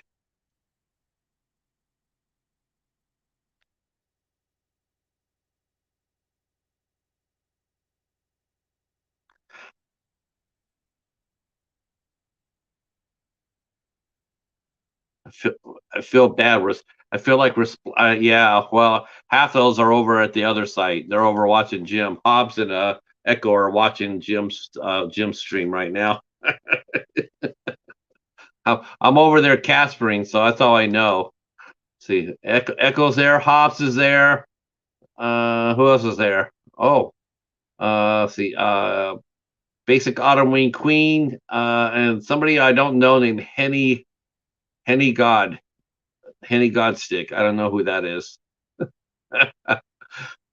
But Jim's kicking ass on the video games. Tell you that. He's playing Black Adam. So there you go.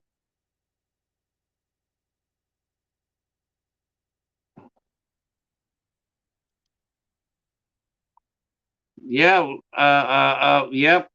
Yeah. He had a co-host. JT. He had a co-host, but it didn't work out for the Echo side. So he was doing that. He was doing that show for a minute there on Wednesdays, and then he could tell you what happened to his other co-host. But yeah, he's a good guy to have. He's a good guy to stream it with.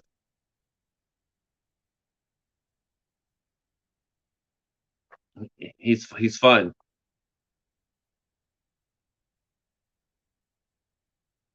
I know that as soon as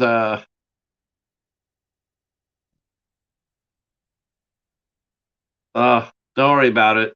Don't worry about it. I mean, it happens. It happens. Hobbs is back from Jim's stream. Oh my god.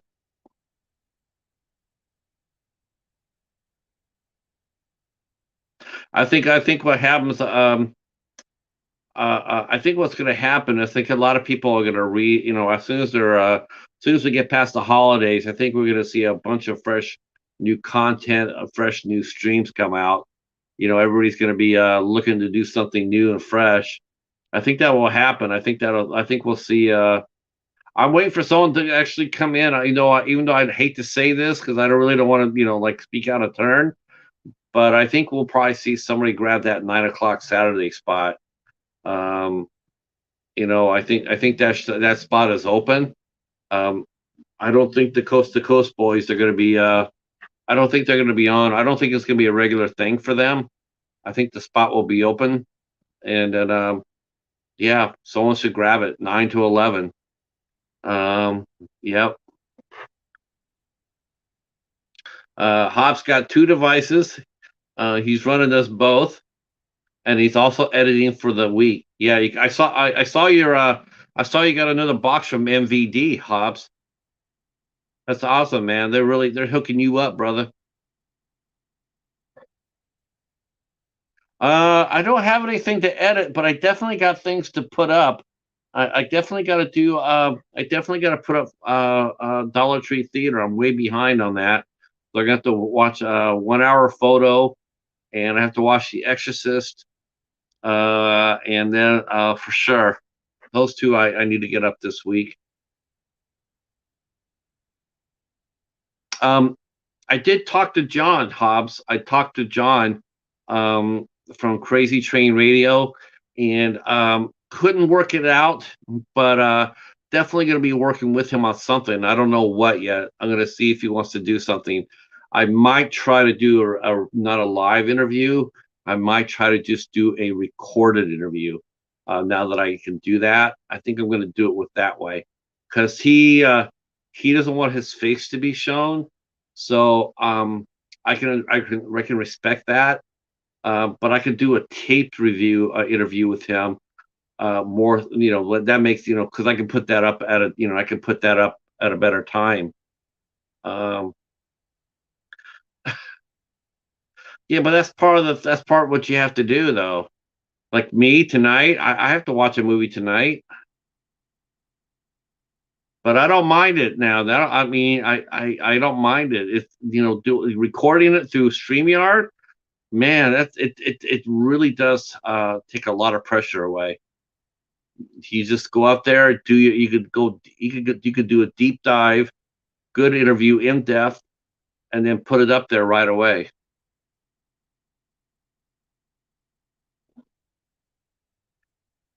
Um, yeah, see, everybody's busy right now for Christmas.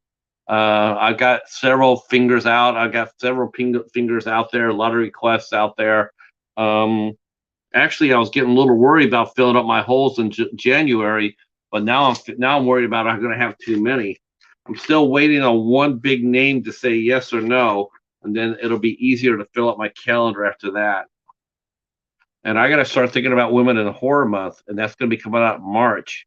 That is going to be a pain to book. Man, I had such a hard time with that last year. But I'm going to start doing it now.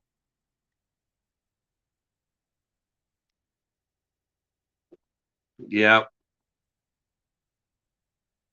Oh yeah, I'm gonna be putting up a ton of more requests. I mean, I sent a blast out. Oh, well, no, I had a lot of fun doing Women in Horror Month. It's just I didn't realize it was in March, and I didn't give myself enough time to book it. I can find the people. I'm sure I can, finding 12 actresses that have done horror. That's not a problem. But I mean, I want to try to get I want to try to get some dames for it. And I want to try to get something for the Midnight Society too.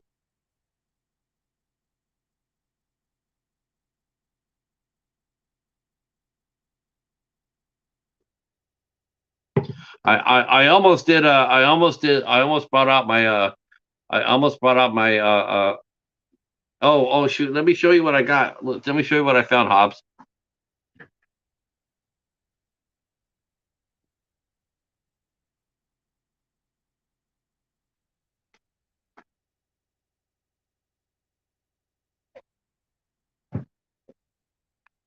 So I was looking around for more of my A24 films, and holy shit, do I have a lot? I still got to find so many more. I found three more today, but I have so many more that I have not found. But I found this today, and you'll get a kick out of this. Um, yes, you know what? I might have to. I probably have to contact. I'm probably gonna have to contact Steven for some help with that. So I found Model Hunger, which stars Lynn Lowry and Tiffany Shepis, and this was directed by Debbie Rochon. As you can see, I got this for $1.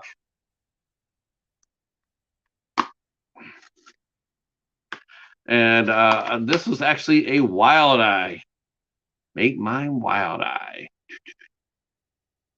Well, I found that today. So, yeah, hopefully that'll work. Oh, definitely want to review that. Yeah, definitely going to. I forgot I had it. I forgot I had this. I got this. I can't tell you what. I got this forever ago. Forever ago. During a 10, it was during a 10 for 10 sale. Oh yeah, I get I have my ways. I talk to everybody on any platform. Well, except for Twitter. Twitter, I don't go on Twitter. But yeah, it's not contacting them. It's just like they have to contact you back. And so, for every like I said, for every 100 times I ask, they say no. Yeah, I don't. Barbara Crampton probably will not do it. Lisa Wilcox, you have a fighting chance for it. Um, I don't see. I don't. Yeah, some. Remember what Yeah, Lisa Wilcox might do it. Um, I was actually trying to get that guy who did. I was trying to get that guy Phil Stevens to come on, who sent us all those movies. I sent him like 4 messages if he wanted to come on, and I even went after Brett Kelly. He reads my notes. I mean, he hasn't blocked me. He has not blocked me, and he has not told me to fuck off. He has not blocked me. I feel like I still have a fighting chance.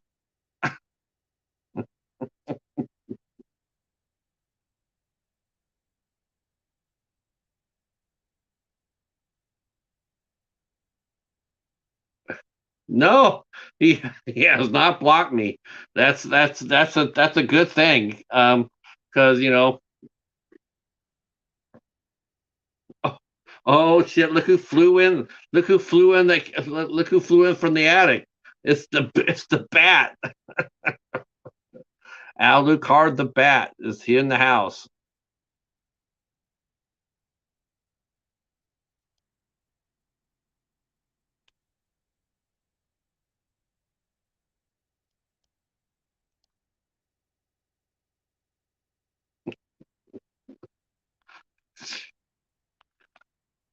I think Al gets the best. I think.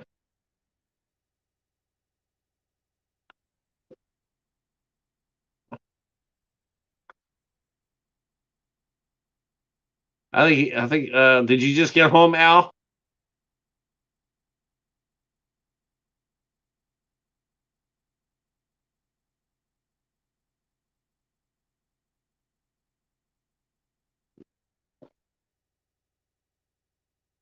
Uh, well, well. Don't forget. You have to be here next week for the monster. We're covering the monster next week.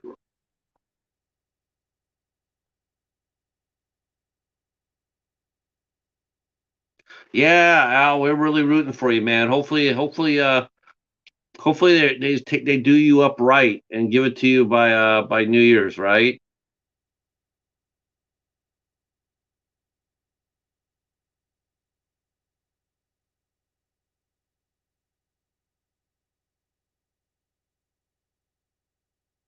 Yeah, that it's a good movie. It's a good movie.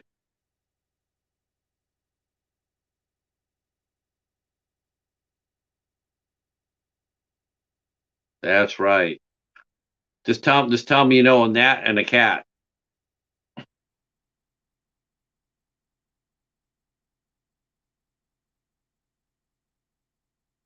I have to be honest though, when I think about this every Sunday night, I keep on thinking, well, only 2 more days to the library.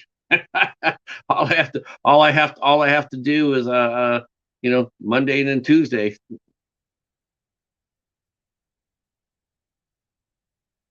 That's right. We're packing books.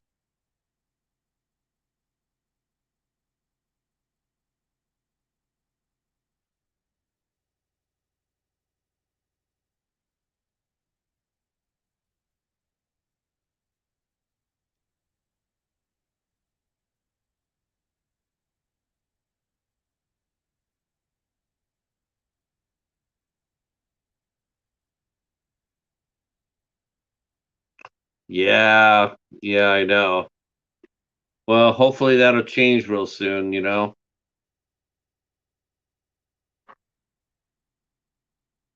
Yeah, I gotta make this. You know what? I have not gotten anything. I have not gotten myself anything for Christmas.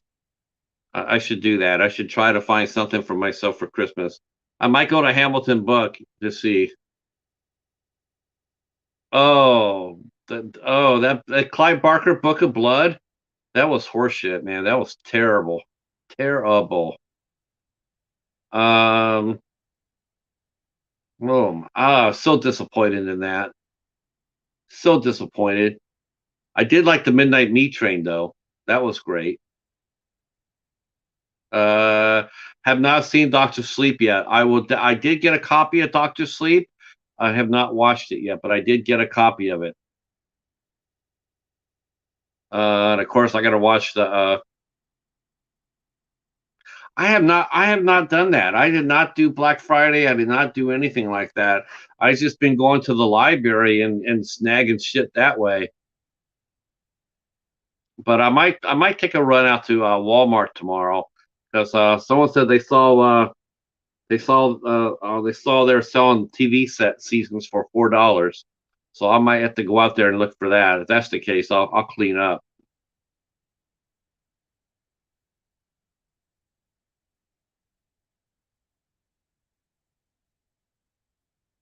Yeah, it's an anthology one. Um,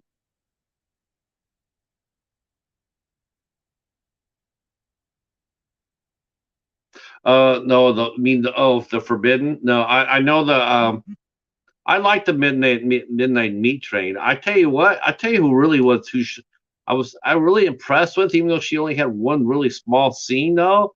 But man, Brooke Shields was really good in that. Man, I was sitting there going like, I wish she would have did more horror films. She actually auditioned for her part. Welcome back, Echo. How's Jim's stream doing? You bastard. I saw you over there.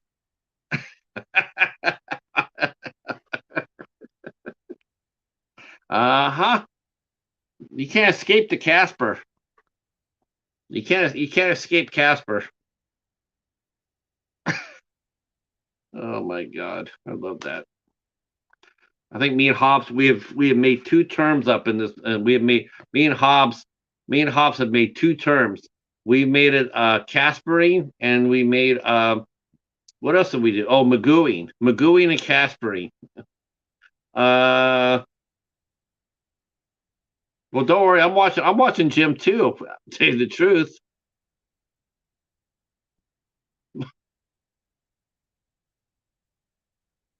I just can't hear him though. But I'm watching him.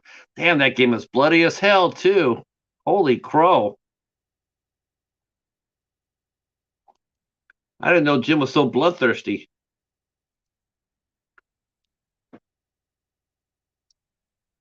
Yeah, that's a good job, Echo. I'm gonna go check out Hamilton Book probably as soon as I get out of here.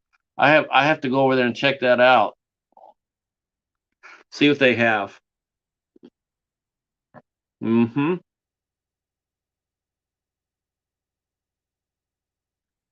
I'm watching Jim. Shit, I'm rooting for him. Hey, I gotta support my buddy. I got a browser open. And I'm watching Jim when I'm doing the show. So that way he gets the views. It's all about supporting, baby. What? Wait a minute. Wait. I'm not allowed. Wait a minute. I'm not. Yes, I'm showing support. I'm allowed to watch Jim. I can watch Jim and talk to you guys too. We can root for Jim.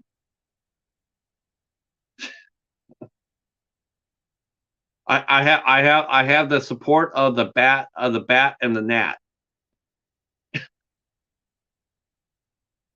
I'm just Caspering right now. No, I'm not. No, not at all. You guys can go over there. I just, you know what? I just thought that he went on tonight though because he's got to work tomorrow. You know how that works in retail. Your normal days off. Yeah, you can throw those out the window for the next 2 weeks. Christmas is everything, so people are going to be, But I get Mondays off, not anymore. Now you just work. You work when they want you to work. Oh, he doesn't work tomorrow. He might. They might call his ass in.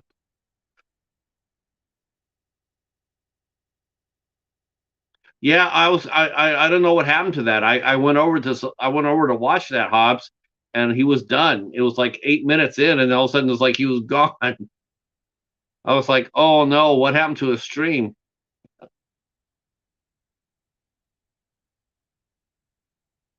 That's all right because we're talking about Black Adam anyway. So that game is violent, man. It's pretty badass. I don't get a demerit. I get a merit because I'm watching Jim and talking to you guys.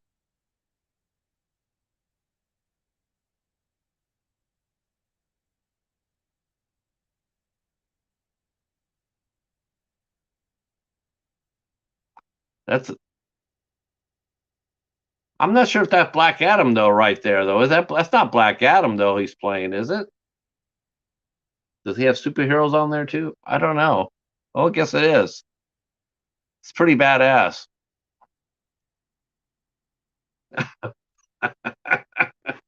Let's see. Echo says he needs the house by the cemetery now. They can have all the Gates of Hell trilogy movies. Oh my stars. That's the weakest one though. That's the weakest one. It's good to have though.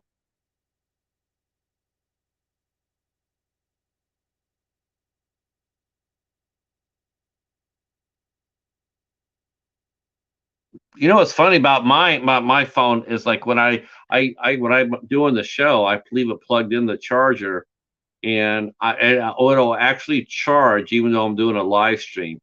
It will charge.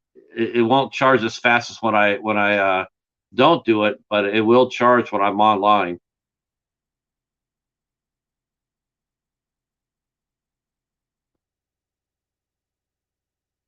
Yeah, Fulci's there's a good documentary on Tubi about Fulci too. Definitely worth watching.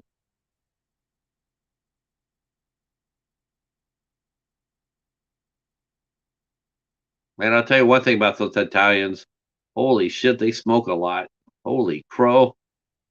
Everybody they talk to about Fulci, everybody they're interviewing was like a choo-choo train.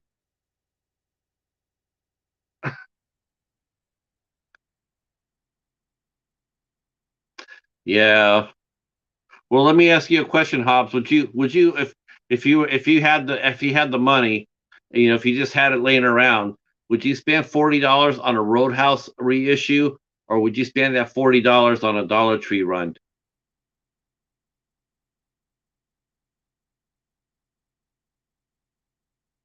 Would you spend if you have $40? Would you spend it on two criterions, one Roadhouse or Dollar Tree run?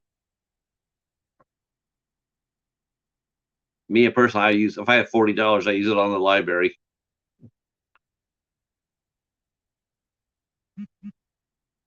Okay, am I gonna make it here? All right, I made it. I made it. All right, boys and girls. The Midnight Society has made it its 2 hour limit. Um, I'm not sure what Gory B movie is on or even what talking about, but it is time for a Gory B movie. So we are going to step aside. And if you guys want to go out there and hang out with her, I encourage you to do that or hang out with Jim while he's kicking ass as Black Adam. Um, uh, yeah, I want to see it. You know what? I'd love to see someone. I would pay I would pay good money to go in there and rescue the Outer Limits and reissue that anthology.